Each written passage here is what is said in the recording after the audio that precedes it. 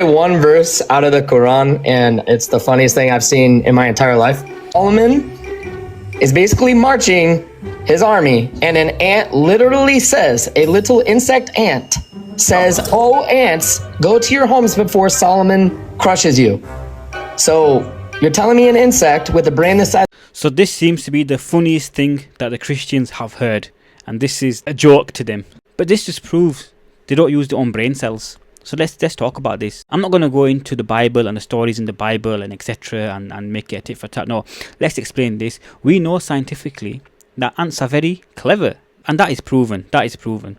Second of all, we know animals communicate between each other, and likewise the ants will communicate with each other. We know they communicate, bro. We know they communicate.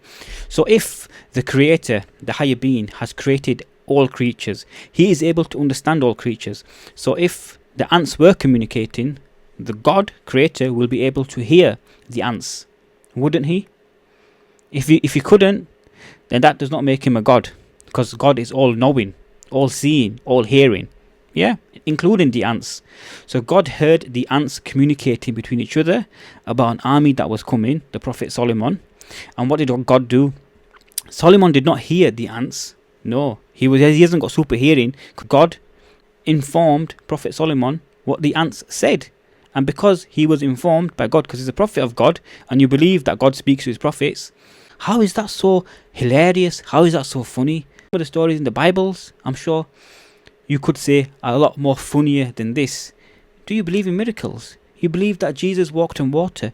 You believe Jesus brought the dead back from life?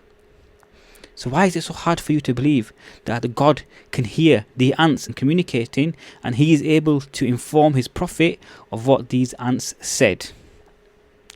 Let me know your thoughts in the comments below.